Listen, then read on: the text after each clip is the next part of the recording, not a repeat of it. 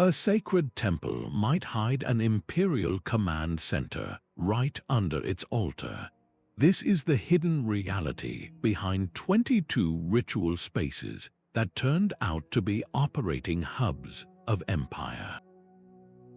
We are about to travel from the ancient Oracle of Delphi to the grand cathedrals of Europe, uncovering how the world's most revered sites doubled as secret headquarters for political and economic control. By the end, you will see every ancient monument in an entirely new light. Why would a powerful empire pour its treasure into building a pyramid or a cathedral? What were they really managing behind the veil of ceremony and prayer? How much of our history was shaped not by faith alone, but by the cold, calculated machinery of power operating in the most sacred of spaces? This journey reveals that the line between a place of worship and a center of command was often an illusion. So what does it truly mean when a society builds its grandest structures in the name of the gods? The grandest monuments were never just stone and mortar. They were psychological engines. To grasp how a temple could double as a headquarters, we must first understand the empire's most potent weapon, ritual itself. Anthropologists like Clifford Geertz revealed that ceremonies are far more than expressions of faith. They are meticulously staged theaters of power. In these sacred performances, the social order is not merely displayed, it is sanctified. The hierarchy of emperor, priest, merchant, and farmer is made to feel as natural and eternal as the seasons. An empire does not sustain itself by brute force alone. That is exhausting and inefficient. The true conquest happens in the mind by convincing people of a fundamental truth, that those in charge have a divine right to be there. This is where the insight of historian David Graeber becomes so powerful. He noted that the ultimate hidden truth of the world is that it is something we make, and could just as easily make differently. Ancient empires understood this intuitively. They were master world builders. By controlling the calendar of public festivals, by granting or restricting access to the gods, and by designing the very geography of the sacred, imperial administrators could direct human behavior on a massive scale. They built factories for producing consent. A pilgrimage route was not just a spiritual journey. It was a carefully managed flow of people, information, and wealth. A state-mandated sacrifice was both a religious act and a form of taxation. This strategic fusion of spirituality and statecraft created a seamless blend, a world where devotion and dominion were indistinguishable. This concept is the master key that unlocks the true purpose of all 22 sites we will explore. And we begin where the voice of the gods was harnessed to guide the destiny of a nation. The scent of burning laurel leaves would have been the first sign you were nearing the gods. A Greek citizen, perhaps a general or a colonist, climbed the winding path to Delphi, each step taking them further from the mundane world and deeper into a realm where divine will shape human fate. At the heart of this sacred space was the Pythia, the priestess of Apollo, who sat atop a tripod over a fissure in the earth, breathing in vapors to channel the god's voice. But the words she uttered were rarely straightforward. They were riddles wrapped in enigmas, prophecies that could justify a war or condemn a colony to failure. This ambiguity was the temple's true power. Historians now see that the priests who interpreted these cryptic messages held immense influence. They were the ultimate information brokers, privy to the secrets and ambitions of every major city-state. When a leader from Athens or Sparta came seeking approval for a military campaign, the oracle's response could be carefully shaped, a divine endorsement crafted to favor one political faction over another. The sacred was seamlessly woven into the strategic, and the proof of this worldly power was displayed all around the sacred precinct. Lining the path to the temple were lavish treasuries, stone buildings offered by city-states like Athens and Thebes.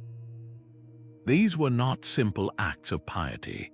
They were bold statements of wealth and political allegiance, functioning much like embassies or even banks in a modern capital. The offerings inside represented a concentration of economic power, making Delphi a financial nexus as much as a spiritual one, so we are left with a haunting question. Was the voice of Apollo truly a celestial guide, or was it the whisper of terrestrial ambition, amplified by the perfect acoustics of faith? This same fusion of piety and power was engineered on an even grander scale, not among mountain peaks, but within the dense urban heart of a different empire. From the ambiguous whispers at Delphi, Rome offered a far more direct statement of divine authority. The temple of Jupiter Optimus Maximus was not hidden in a mountain pass but planted squarely on the Capitoline Hill, the administrative and spiritual core of the city. Its sheer scale was a declaration. This was not a place for quiet contemplation but for thunderous public spectacle. The most important of these was the Roman triumph, a ceremony so grand it was the ultimate aspiration of any general.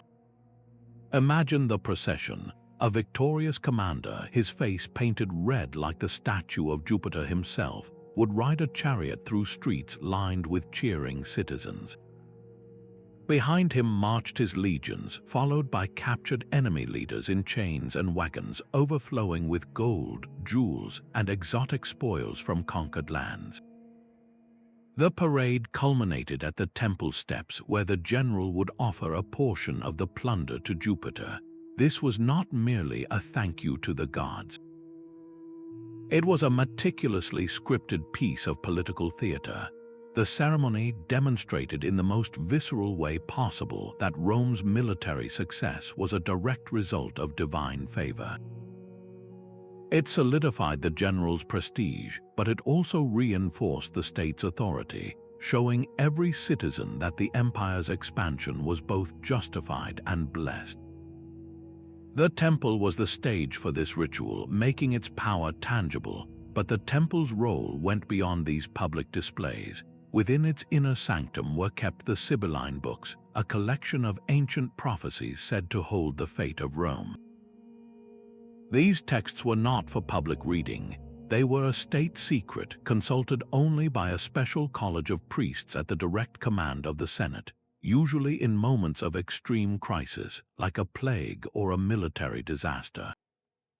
The interpretation of these cryptic verses could dictate national policy, leading to the introduction of new gods or the commissioning of grand public works to appease the divine. This gave the temple priests an immense, behind-the-scenes influence on the highest levels of government. The temple was, in effect, a secure vault for state secrets that guided the empire's destiny. Its physical location completed this fusion of powers. The Capitoline Hill was surrounded by the Roman Forum, the center of law and commerce, and the Senate House. The temple was not separate from the machinery of state. It was the crown jewel of that machinery. The vast wealth accumulated from triumphs and tribute was stored in its underground vaults, functioning as a central treasury that funded legions, built aqueducts, and fed the population. This was a divine mandate made concrete, a sacred space that operated as a command center, a bank, and a propaganda office all at once. The Roman model of unshakable state religion finds a startling parallel in a civilization that oriented its entire society around a different kind of power, the promise of eternal life. But the ultimate expression of this principle did not lie in a temple filled with gold or a hilltop fortress. It rose from the desert sands, a geometry of such impossible scale that it could only be the work of gods or of a state with godlike ambitions. The pyramids of Giza stand as the most iconic tombs in history, yet their true function was far grander. They were the economic engine of the Old Kingdom. To see them only as burial chambers is to miss the entire point of their existence. The decades, even centuries, of labor required to build them was not a diversion from the business of running a nation. It was the business of running the nation. This was a continuous, state-managed project that organized the entire population, from the farmers who grew the food to the scribes who counted every brick. The construction site was not a quiet graveyard but a bustling, permanent city of workers, a settled population whose survival depended entirely on the pharaoh's administration. This created a society bound not just by loyalty but by sheer necessity. The state provided food, shelter, and purpose, and in return, it commanded absolute control over human and material resources. The pyramids themselves were the ultimate symbols of this control, their perfect, unassailable slopes projecting an image of eternal, divine order to every subject who gazed upon them. But the real machinery of power hummed in the shadow of these stone giants. The mortuary temples attached to the pyramids were not merely places for quiet prayer. They were active, thriving economic hubs. Vast estates of farmland were endowed to these temples, their harvests dedicated to supplying offerings for the dead king's cult. This was not a simple religious observance, it was a brilliant financial system. The temple effectively became a state-sanctioned corporation, a legal entity that owned property, managed production, and accumulated wealth in perpetuity. This system ensured that the pharaoh's power and the wealth of his dynasty did not die with him. It became a permanent fixture of the economy, tying the fortunes of countless priests, artisans, and farmers to the continued glory of the ruling house. The bureaucracy needed to manage this vast ritual enterprise, tracking the flow of grain, stone, and labor, became the template for governing the entire empire. The pyramid was not an endpoint. It was a command center for immortality, both for the soul of a king and for the power structure he left behind. This model of a sacred space as a permanent economic engine would be refined to an even finer point, not in a desert, but within the labyrinthine corridors of a temple that functioned as a divine treasury. A vast crimson wall rises from the center of Beijing, enclosing a city within a city. This was the Forbidden City, a name that perfectly captured its dual nature as both a sacred sanctuary and an impenetrable command center. Its design was a map of the cosmos brought down to Earth. The Emperor, the Son of Heaven, resided at the exact northern axis, his throne aligning him with the North Star, the pivot around which the entire universe turned. Every courtyard, every hall, every roof tile was placed according to ancient cosmological principles, making the entire complex a massive ritual instrument for maintaining harmony between heaven and earth. The grand ceremonies performed here, like the New Year's celebrations at the Hall of Supreme Harmony, were not just pageantry. They were vital state functions, a public demonstration that the emperor held the mandate of heaven, the divine right to rule. If the rituals were performed correctly, the empire would prosper. If they failed, it signaled heaven's displeasure, potentially justifying rebellion. This spiritual authority was the foundation of all power, yet behind this veil of cosmic theater, the day-to-day business of governing a continent-sized empire never ceased. The same halls that hosted sacred dances also served as the setting for imperial audiences. Provincial governors and foreign ambassadors would pass through a series of gates and vast courtyards, a journey designed to instill awe and reinforce their subordinate status long before they reached the emperor. In the inner chambers, the emperor reviewed reports, consulted with his grand council, and issued edicts that dictated tax policy, mobilized armies, and shaped the lives of hundreds of millions. The Forbidden City was a meticulously organized machine. Specific palace complexes housed the 6 boards, the ministries that handled personnel, revenue, rights, war, justice, and public works. It was a physical manifestation of the imperial bureaucracy, where thousands of scribes, ministers, and eunuchs managed the endless flow of information and resources. The ritual layout was not separate from the administrative function. It was the very mechanism that made administration possible. By controlling who could see the emperor, when and under what circumstances, the state controlled the entire flow of power. The sacred geometry of the city was the ultimate security system and organizational chart. It was the central processing unit of the largest pre-modern state on Earth, where the spiritual and the political were one and the same. This idea of a capital city as a cosmic diagram of power did not only exist in the Old World. Across the ocean, another civilization built a ceremonial center that mapped the heavens to direct a very different kind of empire. The heart of the Aztec Empire beat not in a palace but on a pyramid drenched in sunlight and blood. The Templo Mayor, the great temple of Tenochtitlan, was the terrifying axis around which the entire Mesoamerican world revolved. Its design was a brutal statement of dual power.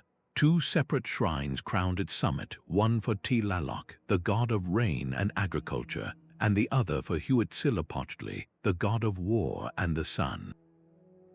This was a perfect representation of the empire's two pillars, the life-giving sustenance of the land and the violent conquest needed to control it.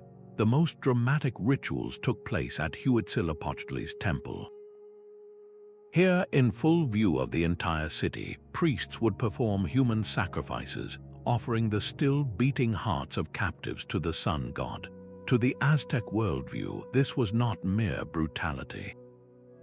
It was a sacred, necessary transaction. They believed the sun required the energy of human blood to rise each day, to stave off the darkness that would end the world. This cosmic belief became the engine of imperial expansion. Warfare, known as the Flowery Wars, was not just for territorial gain. Its primary purpose was to capture prisoners for sacrifice, fueling a relentless cycle of conflict that constantly fed the temple's insatiable appetite. The political genius of this system was chilling. Subject peoples from conquered regions were forced to attend these ceremonies and witness the execution of their own warriors. This was a calculated act of psychological warfare, a relentless reminder of the consequences of defiance. The tribute these subject states were compelled to send to Tenochtitlan was not just gold and jade and exotic feathers. It also included a quota of human beings destined for the altar. The temple was not just a site of ritual, it was the central processing center for this tribute, a vast warehouse of imperial wealth and human capital.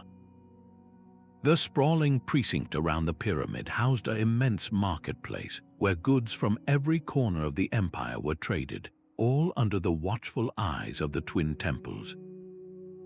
Religion, economics, and military terror were fused into a single, self-perpetuating system.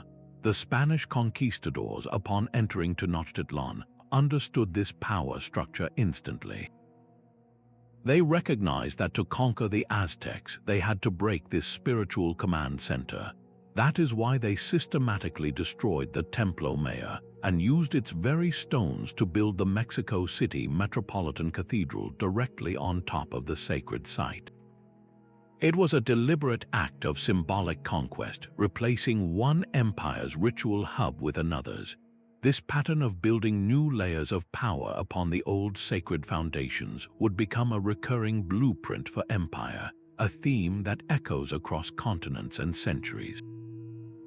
The Spanish conquest of Tenochtitlan was a brutal act of replacement, but the principle was ancient. A new empire does not merely destroy the old gods, it often builds its own throne upon their altars. Centuries earlier and across the globe, a similar transformation unfolded within the walls of the grandest church in Christendom. The Hagia Sophia in Constantinople was a marvel of engineering, its immense dome appearing to float on a cascade of light pouring through 40 windows. For the Byzantine Empire, this was more than a building. It was the spiritual anchor of the state. The intricate mosaics depicting Christ Pantocrator, the ruler of all, were not just art. They were a direct statement of political theology. The emperor, standing beneath this image in his radiant robes, was portrayed as Christ's sole representative on earth. The elaborate liturgy was a state ceremony, a public performance that affirmed the divine right of the emperor and the unifying power of the Orthodox faith across a vast and diverse empire. The church was the command center of a theocracy where every hymn and every procession reinforced the imperial order. This sacred machinery of power operated for nearly 1,000 years. Then, in 1453, the world changed, when the Ottoman Sultan Mehmed II, known as the Conqueror, finally breached the legendary walls of Constantinople. His first significant act was one of profound symbolism. He rode directly to the Hagia Sophia, entered the great church, and proclaimed it a mosque. This was not a random act of vandalism. It was a calculated political statement. By converting the heart of Byzantine Christianity into a pillar of Islam, Mehmed was signaling a complete and total takeover. He was not just capturing a city, he was claiming its imperial legacy. The ritual space that had sanctified Christian emperors was now repurposed to sanctify a new Muslim empire. The Ottomans added minarets to the structure, not just as functional towers for the call to prayer, but as visible markers of this new dominance, transforming the skyline of the capital they now called Istanbul. But the Ottomans were sophisticated administrators. They understood that true control required more than just symbolic conquest. They looked at the Hagia Sophia and saw a blueprint for power. They used it as a model for their own grand imperial mosques, built across their expanding territories. These were not standalone buildings for prayer. They were complex social institutions known as kuliais. A typical kulii would cluster around the main mosque, including schools, hospitals, public baths, soup kitchens, and libraries. This was a masterstroke of statecraft. By providing essential social services, the mosque complex became the beating heart of a community. It fed the hungry, educated the young, and cared for the sick, all under the benevolent umbrella of the Ottoman state. This system was a powerful tool for consolidating authority and integrating the diverse populations of the empire, from the Balkans to the Middle East. A citizen who received bread from the imperial soup kitchen or an education from its school was subtly woven into the fabric of Ottoman power. The ritual space became a hub of social welfare, making the empire's presence a daily, tangible benefit. The transformation of the Hagia Sophia demonstrates with stunning clarity that when empires change hands, the most potent ritual spaces are not destroyed. They are simply reprogrammed to serve a new master. A sovereign nation exists within the city of Rome, its borders defined by ancient walls and its authority echoing across the globe. The Vatican City is the ultimate example of a ritual space that operates as a command center for a different kind of empire, one built on faith but administered with the tools of a modern state. The grand ceremonies in St. Peter's Square are watched by millions, a masterclass in soft power where the white smoke of a papal conclave or the canonization of a new saint can dominate international news cycles. These events are not merely religious observances. They are carefully orchestrated global media spectacles that shape public discourse on issues from poverty to climate change, projecting the moral authority of the Pope onto the world stage. Yet this spiritual theater is supported by a deeply practical infrastructure. behind the basilica's magnificent facade lies the Curia, the central government of the church. This bureaucratic body functions like a cabinet, managing a global network that includes hundreds of thousands of parishes, countless schools and universities, and one of the world's largest non-governmental charitable organizations. The Vatican Bank, officially the Institute for the Works of Religion, manages assets and enables financial transactions across continents, operating with a sovereignty that intrigues and sometimes troubles international regulators. The Holy See, the entity that represents the Church's leadership, engages in full-scale diplomacy. It negotiates concordats, which are formal treaties with sovereign nations, and holds permanent observer status at the United Nations, allowing it to influence international law and policy. This seamless blend of the sacred and the strategic means a prayer service in Rome can have tangible consequences for healthcare policy in Africa or human rights debates in Geneva.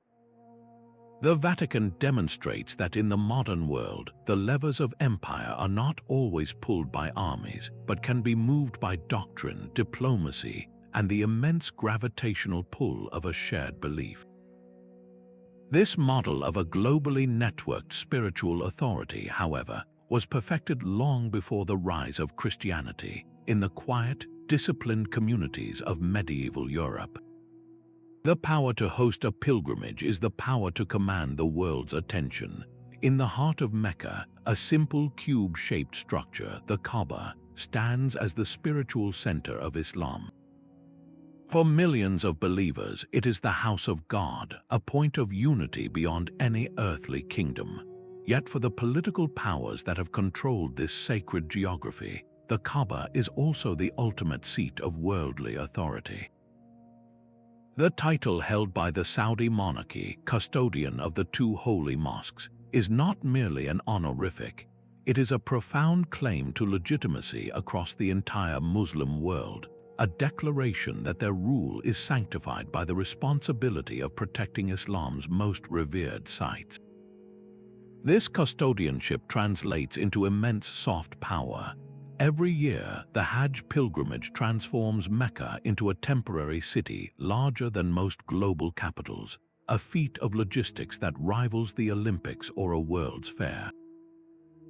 The Saudi state must orchestrate the safe movement of millions of people, providing water, food, sanitation, security, and healthcare on an almost unimaginable scale. The ability to manage this event successfully is a very public demonstration of competence and organizational strength, projecting an image of modern leadership to a global audience of nearly 2 billion Muslims. This spectacle of efficiency is a powerful tool of diplomacy and influence, but the impact is also deeply economic. The pilgrimage generates a continuous flow of revenue, from airline tickets and hotel stays to the sale of religious artifacts and services. This infusion of capital supports entire industries within the kingdom, making the management of the holy sites a cornerstone of national economic planning. The Grand Mosque itself is in a state of perpetual expansion, with ever more sophisticated infrastructure projects designed to accommodate growing numbers of pilgrims. These constructions are presented as acts of pious service, yet they also reinforce the state's physical and symbolic control over the sacred space. The ritual of the Hajj, a journey of pure devotion for the individual, is simultaneously a highly complex operation of statecraft for the host. It blends spiritual duty with economic strategy and political prestige, proving that even the most transcendent of faiths is administered through the very terrestrial mechanisms of power. This ancient interplay between devotion and dominion finds a starkly different expression in the fortified monasteries that once governed the remote frontiers of empires. The rolling green plains of Salisbury hold a mystery that has stood for over 4,000 years. Stonehenge, with its iconic ring of towering stones, is a monument that resists simple explanation. For centuries, theories have placed it as an ancient astronomical calculator, a royal burial site, or a temple for druids.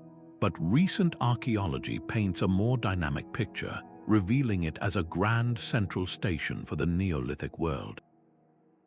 This was not a fortress or a palace, but a place of immense social gravity. The key to its power lies in the sheer difficulty of its creation. The largest sarsen stones were hauled from 20 miles away, but the smaller bluestones tell an even more astonishing story.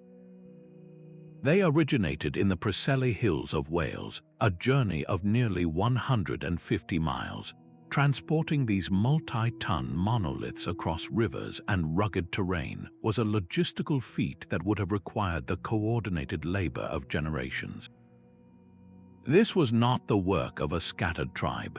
It was the signature of a sophisticated society capable of organizing a continent-spanning project. The very act of building Stonehenge was a ritual in itself, one that forged a shared identity among the diverse peoples of prehistoric Britain. The final structure served as a permanent anchor for this collective effort. Its precise alignments with the summer and winter solstices suggest it operated as a giant celestial calendar. Imagine disparate groups traveling from all corners of the land, converging on this sacred plane at the same moment each year to witness the sun rise or set in perfect harmony with the stones. This shared ritual calendar would have synchronized their lives, creating a powerful cultural rhythm that unified them under a common worldview. But who controlled the calendar?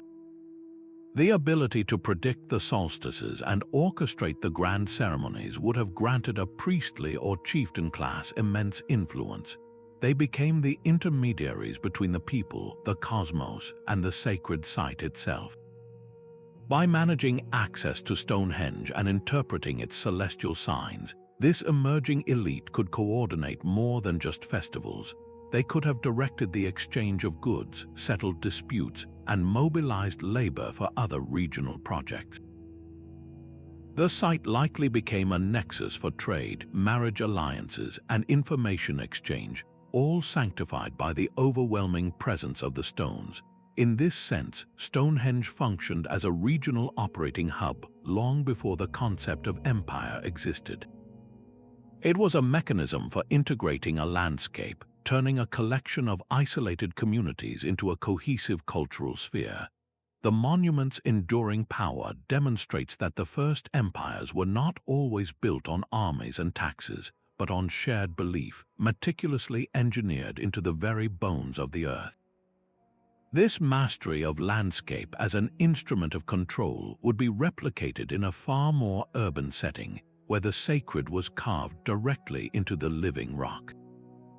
Perched on a razor's edge of the Andes, Machu Picchu feels like a city suspended between earth and sky. While modern visitors see a lost citadel of mystery, its original purpose was far more specific and potent.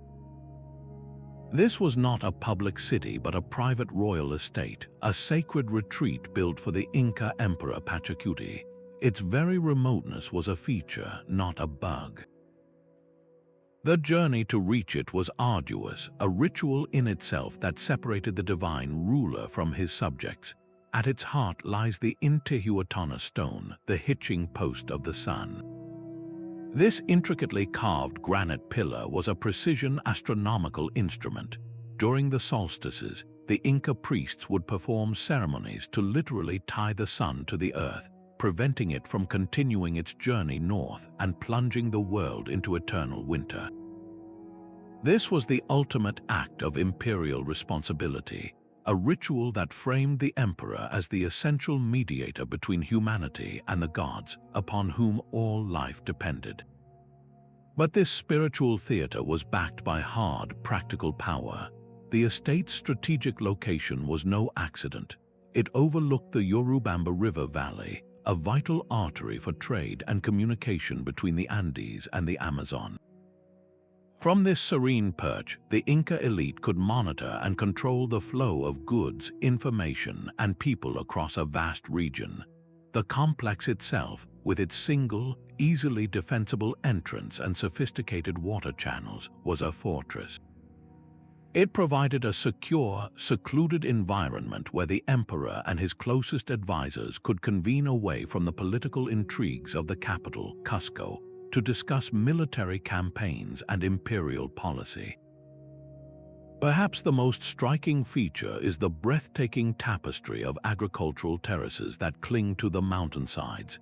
These were not just practical feats of engineering that fed the population. They were powerful ideological statements. By sculpting and dominating such a vertiginous landscape, the Inca demonstrated their ability to impose order on chaos, to cultivate life where it seemed impossible. The terraces were a living monument to the empire's reach and its divine mandate to command the very earth. Machu Picchu was therefore a complete package of power, a secluded command center where spiritual authority, economic control, and military strategy were woven together into an unassailable whole. This concept of a ruler's private sanctuary, however, finds a fascinating parallel not in another mountain fortress, but in the sprawling pleasure gardens of an island empire. The myth of the Minotaur's labyrinth finds its origins in stone and ceremony. On the island of Crete, the sprawling palace of Knossos was a reality far more complex than any legend. Its multi-leveled design, a maze of corridors, staircases, and light wells, was not meant to confuse but to orchestrate. This was the vibrant heart of the Minoan civilization, a society where the sacred and the economic were threads in the same intricate tapestry. Grand courtyards served as stages for public spectacles, most famously the bull-leaping ritual depicted in vivid frescoes. This was more than a sport or an act of bravery. It was a potent piece of religious theater, a demonstration of humanity's daring interplay with divine power, all under the auspices of the palace. The authority of the rulers, who may have been priests, kings, or queens, flowed directly from their role as chief intermediaries with the gods. Their ability to conduct these ceremonies legitimized their command over every aspect of life, but the true engine of this power lay in the palace's basement. Vast purpose-built magazines or storage rooms lined up in neat rows contained enormous clay jars called pithoi. These vessels held the wealth of the island: olive oil, wine, and grain. The palace did not merely hoard these goods, it acted as a central bank and redistribution hub. In a system known as a redistributive economy, agricultural surplus from the surrounding countryside would be gathered into the palace stores.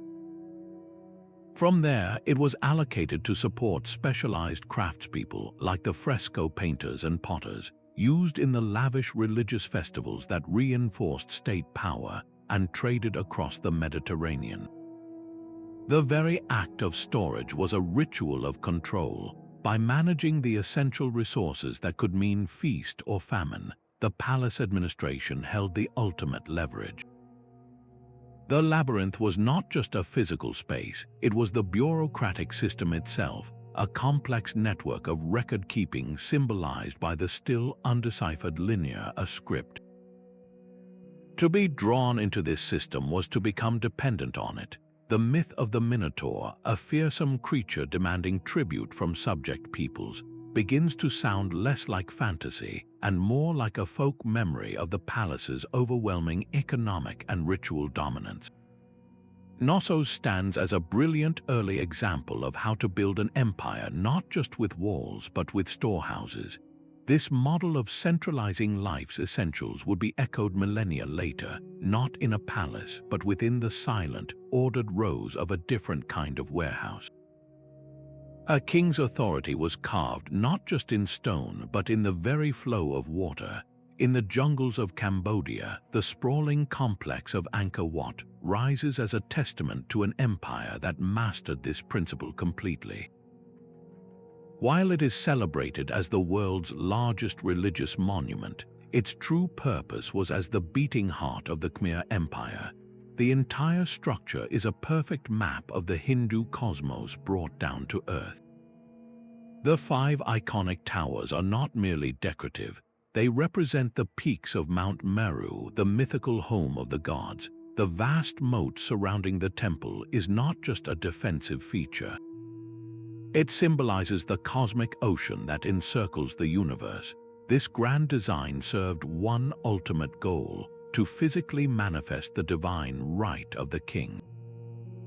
He was the Diva Raja, the god king, and by residing at the center of this cosmic diagram, his rule was presented as a natural, eternal part of the universal order.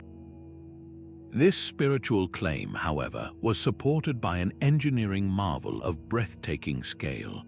The temple was the core of a vast urban metropolis, supported by an intricate hydraulic system of massive reservoirs called barrages and a complex network of canals. This was not simple irrigation. It was a tool of absolute control. In a land defined by monsoon cycles, the ability to store water for the dry season and prevent flooding in the wet season meant the difference between abundance and famine. The king who commanded this water system held the power of life and death over his entire population. The ritual significance was inseparable from the practical.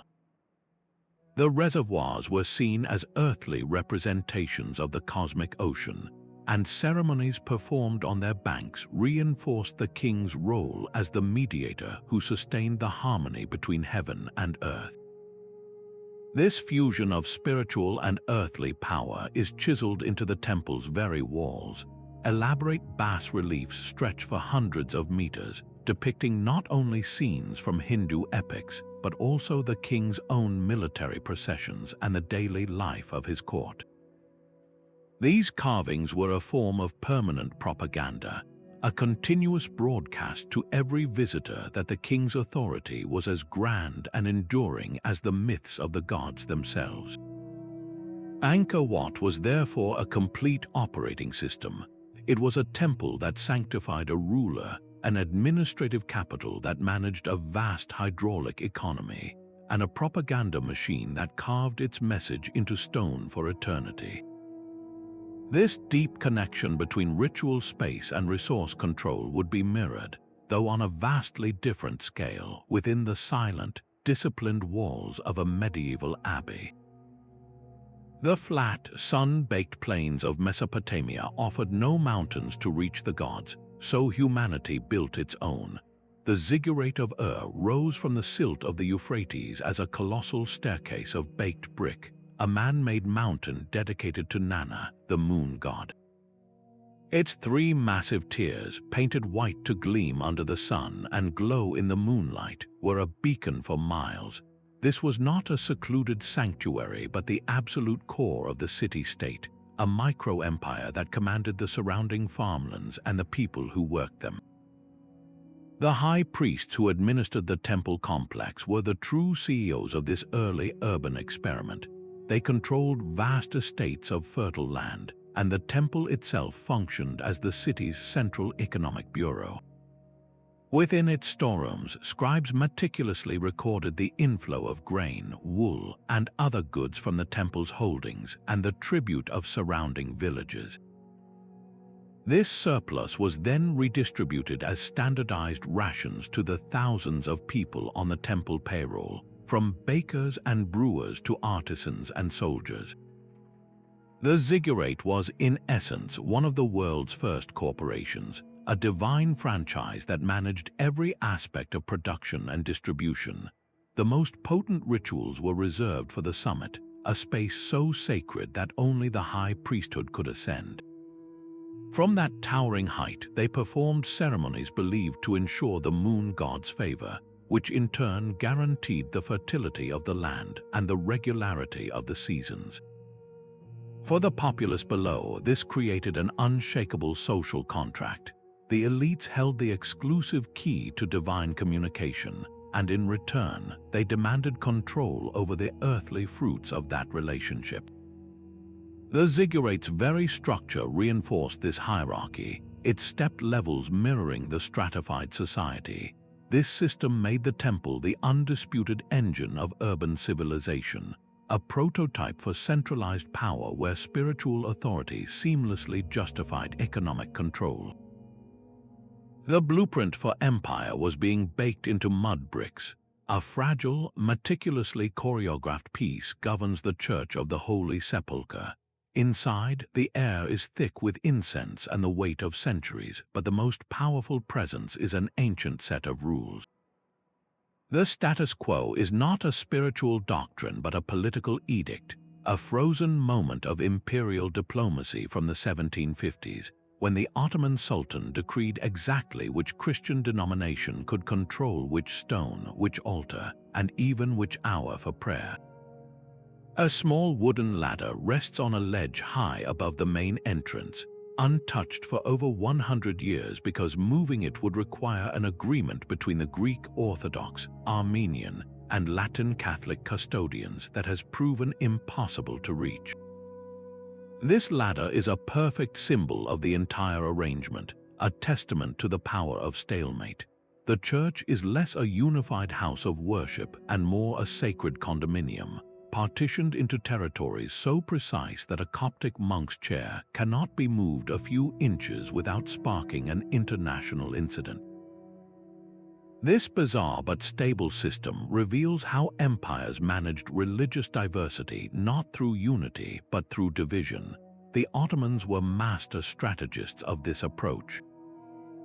By formalizing the competing claims of different Christian communities, they prevented any single group from becoming too powerful, effectively playing them against each other to ensure no internal challenge could threaten their rule. The rituals themselves are prisoners of this history.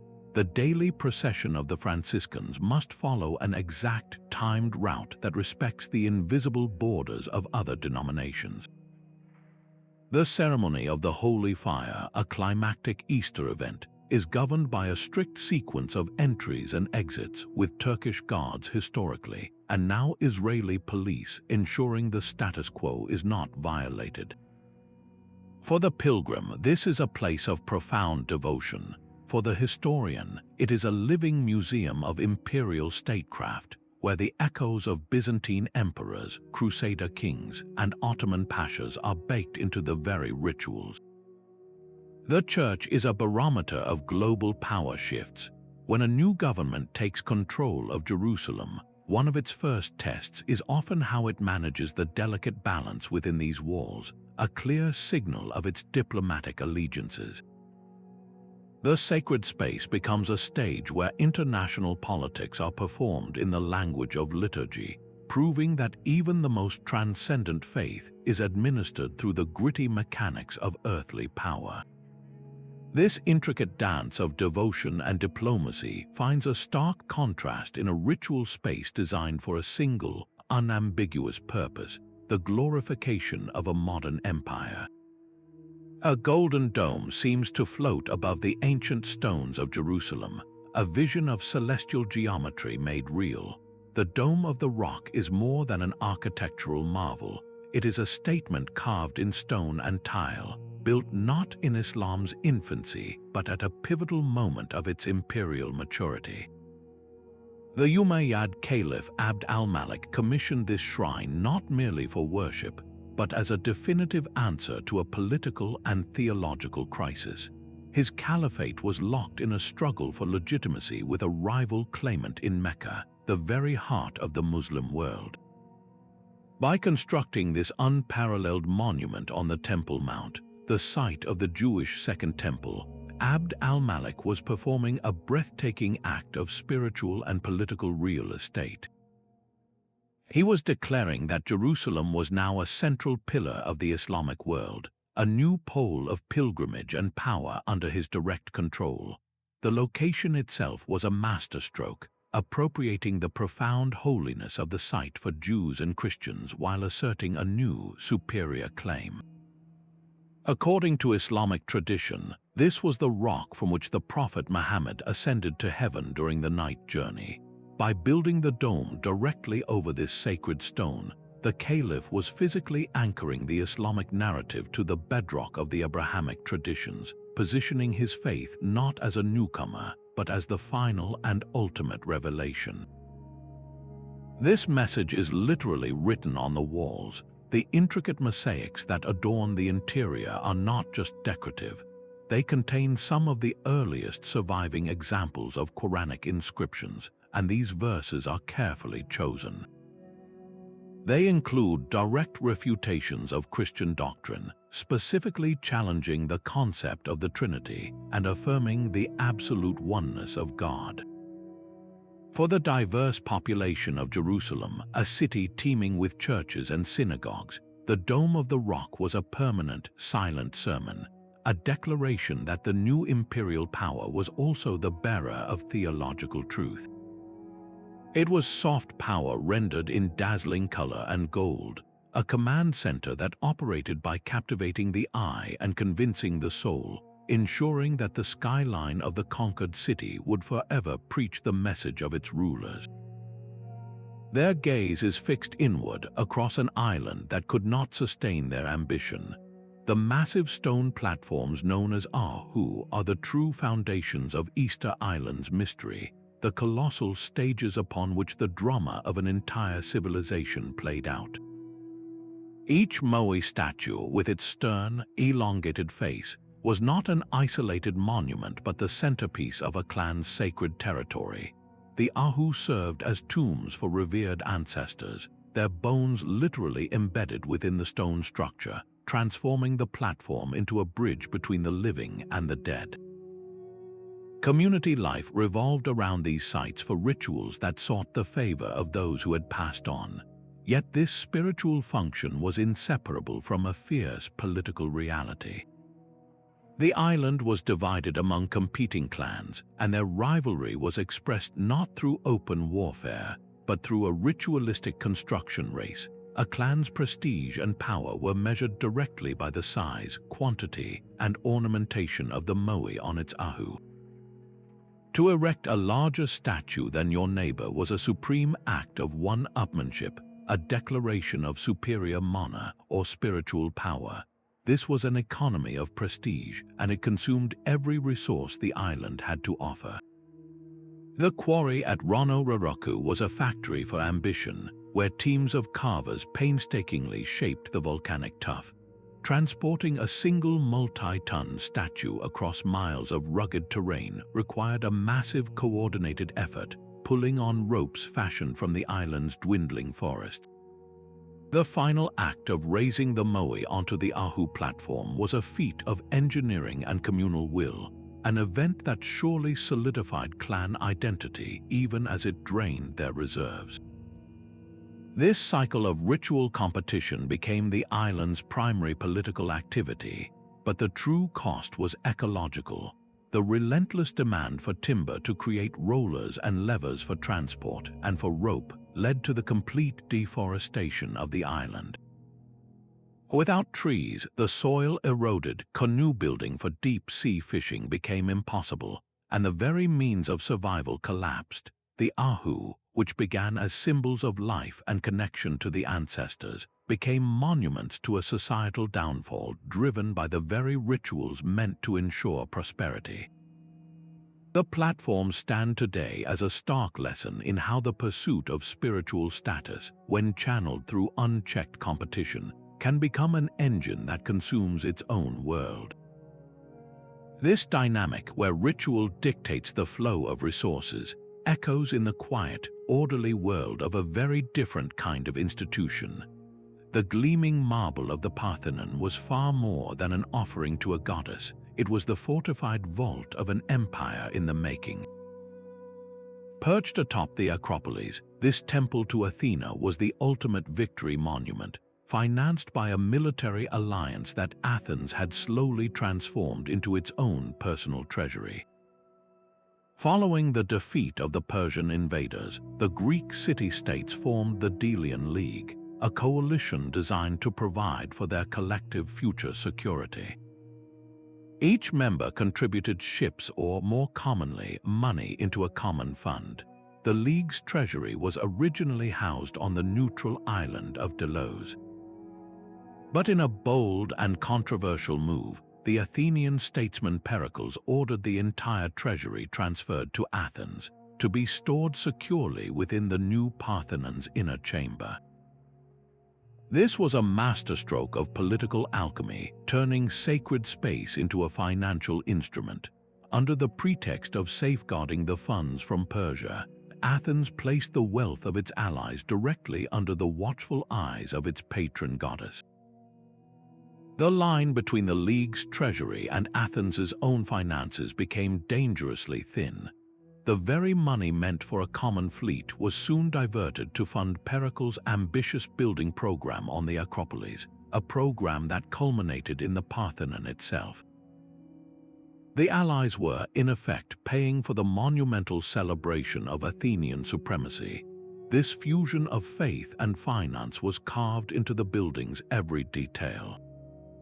The magnificent frieze that ran around the temple's inner sanctum depicted the Panathenaic procession, a grand festival in honor of Athena.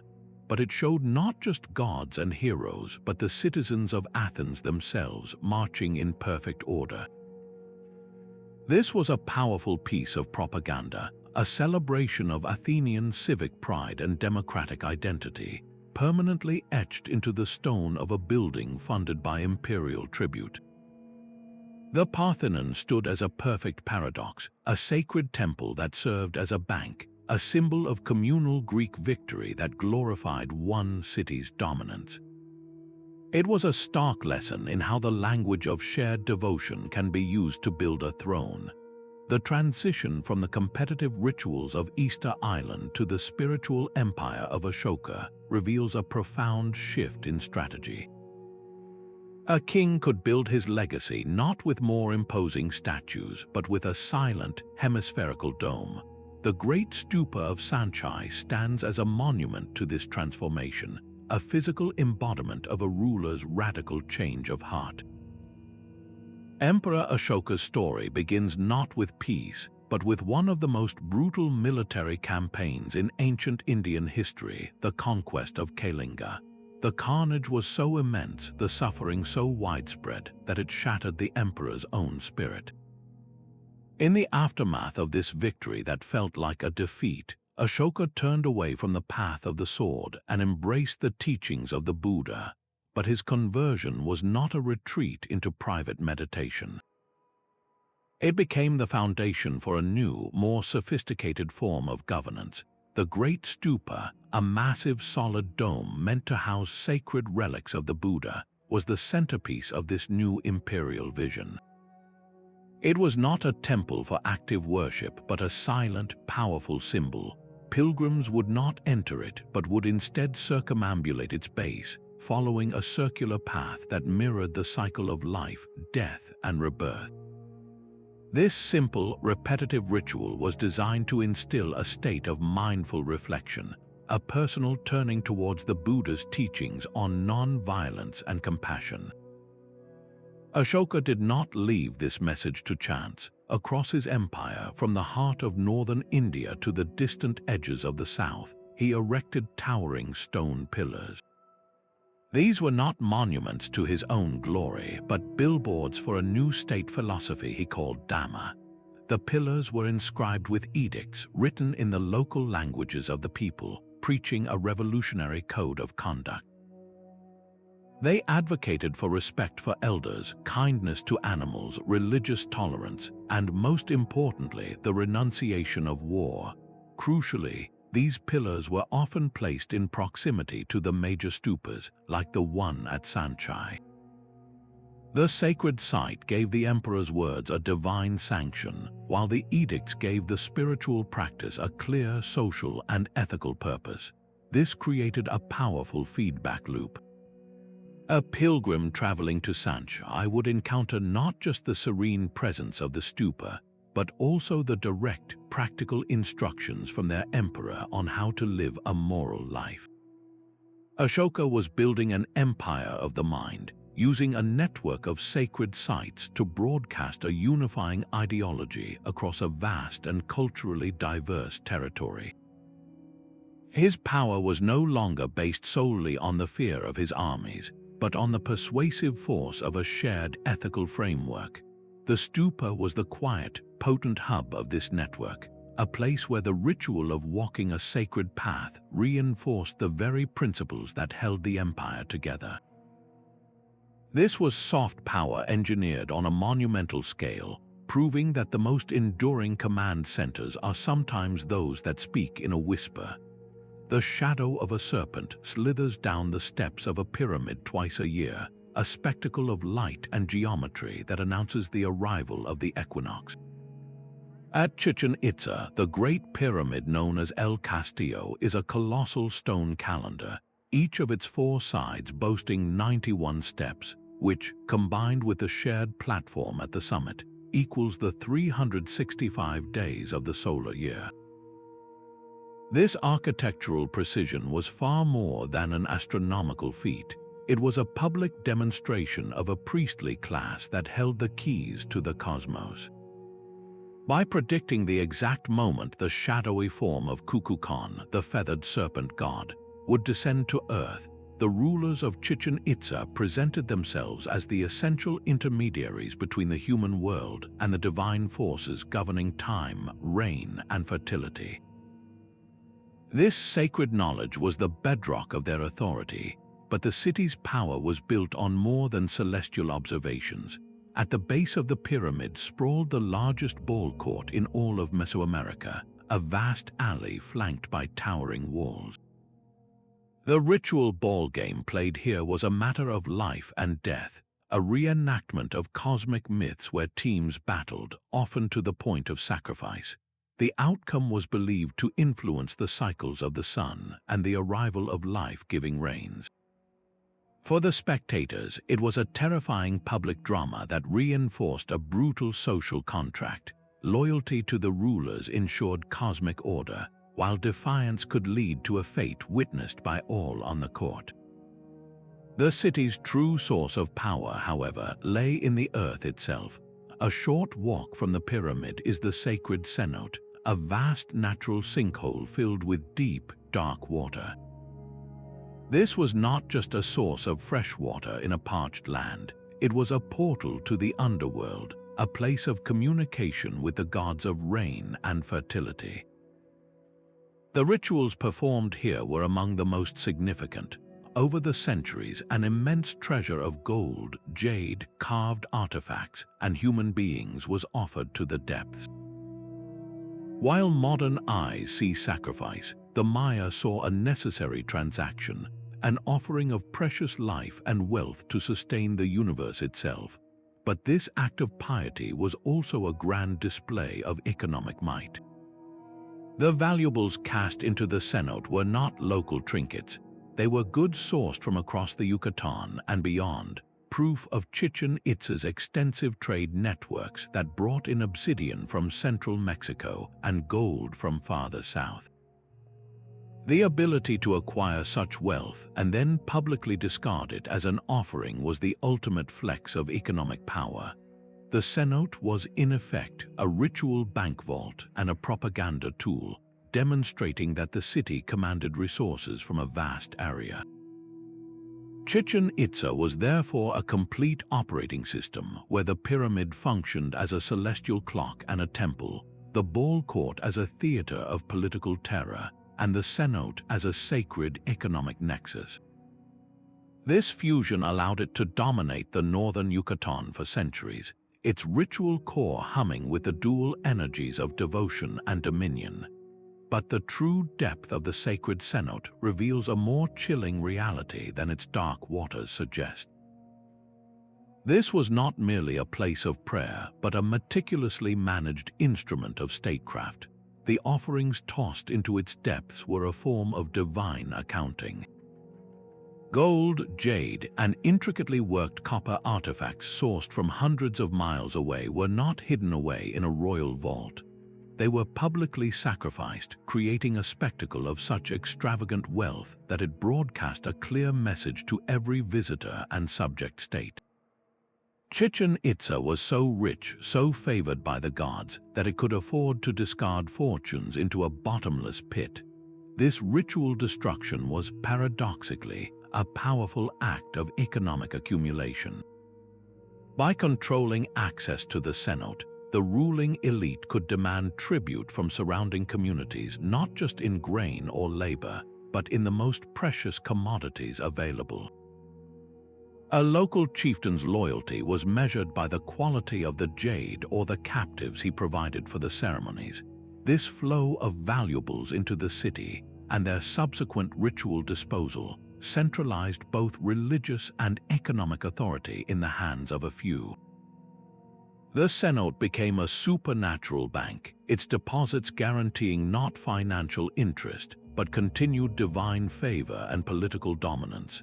The power to communicate with Chok, the rain god, translated directly into the power to command obedience across the Yucatan.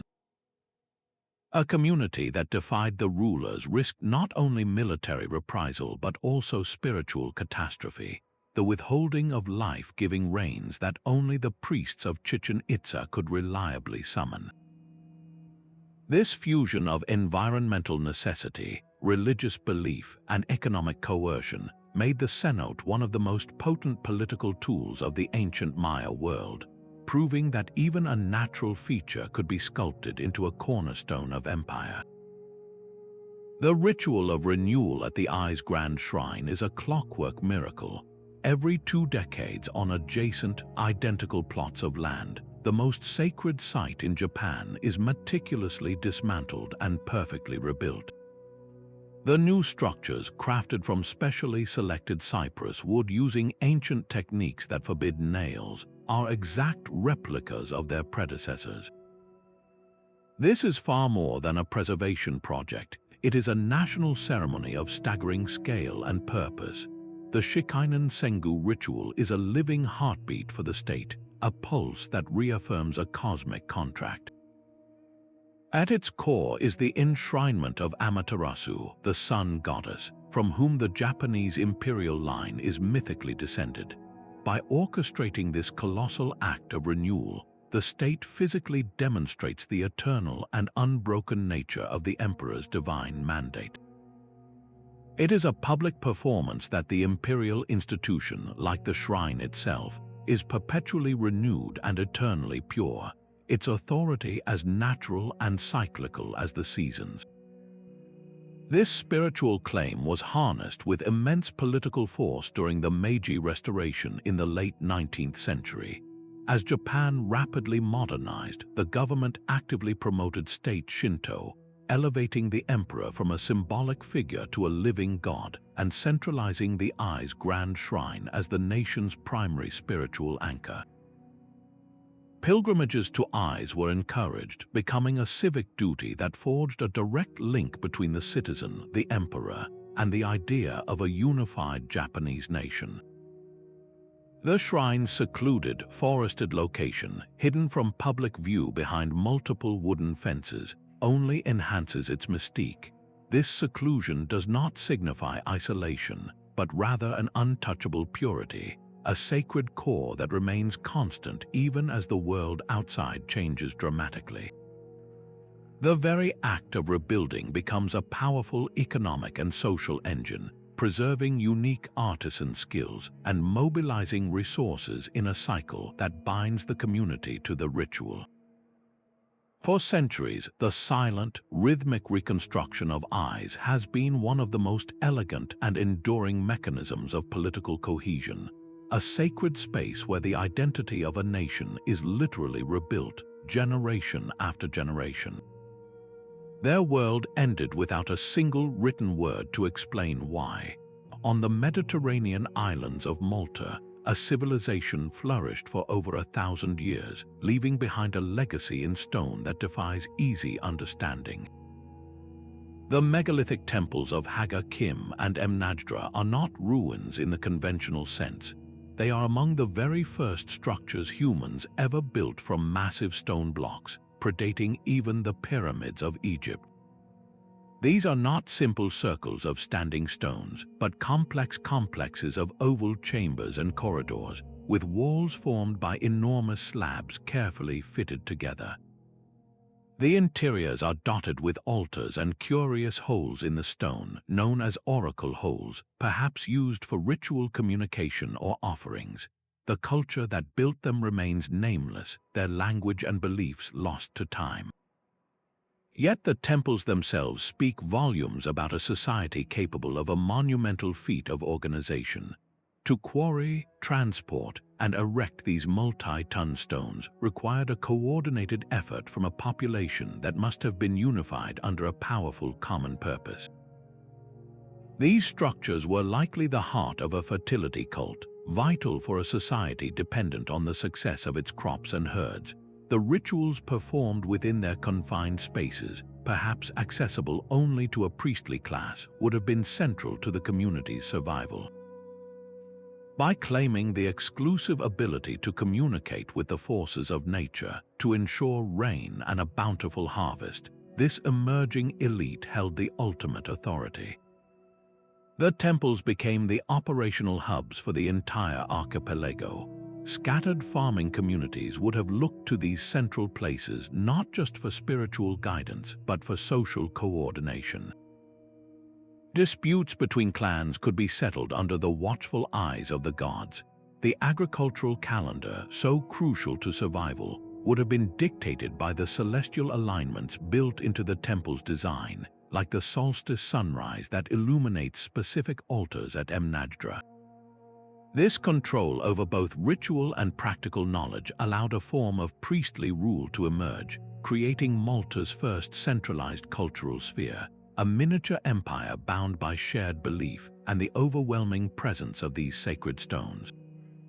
Then, around 2,500 years before the Common Era, this sophisticated society vanished. The temples were abandoned. The reason remains one of archaeology's greatest puzzles, perhaps a result of environmental degradation, overpopulation, or a sudden cultural collapse. Their silent, sprawling stones stand as a testament to the power of ritual to build a society, and a haunting reminder of how fragile that power can be. Across the centuries and continents, these 22 sites reveal a shared blueprint for power. The first and most vital thread is legitimization, the art of turning might into right. An emperor cannot rule by force alone. He must convince his people that his authority flows from a source beyond challenge, from the gods themselves. This is why the pharaoh was the son of Ra, why the Roman general painted his face like Jupiter, and why the Chinese emperor aligned his throne with the eternal North Star. The ritual space provided the stage for this sacred performance, transforming a political claim into a cosmic certainty. The second thread is centralization. A sprawling empire is a chaotic network of people, goods, and information. The ritual hub became the central processor, the place where all these flows converged. Tribute gathered at the foot of the Ziggurat, state secrets were kept in the temple vaults of Rome, and the entire agricultural surplus of a region was managed from the palace storerooms of Knossos. By controlling the sacred center, the empire controlled the entire system. Then there is the power of spectacle. A grand ceremony is a form of mass communication long before television or the internet. The terrifying sacrifices at the Templo Mea, the thunderous Roman triumph, the synchronized solstice celebrations at Stonehenge, these events were designed to inspire awe, to command attention, and to broadcast a simple, unforgettable message. The power of the state is immense, and it is divinely sanctioned. This awe could just as easily turn to intimidation, warning rivals of the consequences of defiance. Finally, the most subtle thread is integration. An empire often encompasses many different peoples, languages, and local gods. How do you unite them? You give them a shared ritual. The Hajj pilgrimage brings millions of diverse Muslims to a single point of unity. Ashoka used his network of stupas and pillars to preach a common ethical code across India. By participating in the same ceremonies, subjects began to see themselves as part of a larger whole, their local identities slowly woven into the imperial tapestry. These four strategies, legitimization, centralization, spectacle, and integration, were rarely used in isolation. They were combined like strands of a rope, each one strengthening the others. Angkor Wat was simultaneously a legitimizing cosmic diagram, a centralizing hydraulic command center, a spectacle of carved propaganda, and a tool for integrating a diverse kingdom under the cult of the God King. The Forbidden City operated on the very same principles. This reveals a fundamental truth that challenges our modern sensibilities. The idea of a strict separation between religious life and political power is a very recent invention. For most of human history, the temple was the treasury, the church was the courthouse, and the altar was the administrative desk.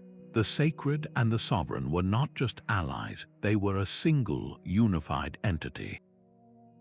To understand these ancient spaces, we must learn to see with double vision, to perceive the priest and the tax collector as the same person, the prayer and the tax as part of the same transaction.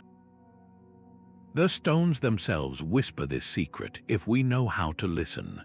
From the whispering Oracle of Delphi to the silent Moai of Easter Island, we have uncovered the dual souls of these 22 spaces.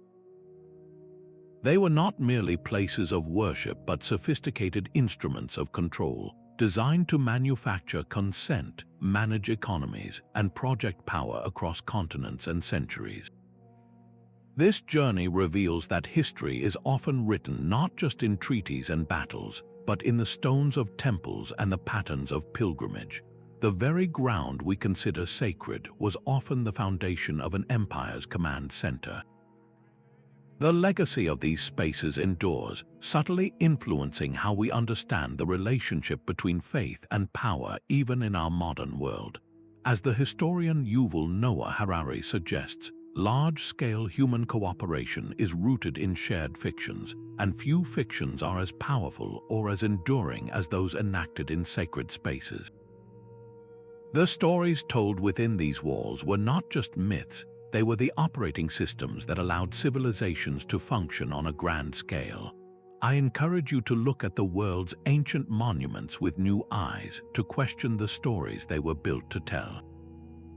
What grand narrative is being reinforced by the architecture of our own time? If you found this journey through the secret history of empire enlightening, please subscribe for more explorations into the hidden patterns of our past, and share your thoughts on which of these spaces fascinated you most in the comments below.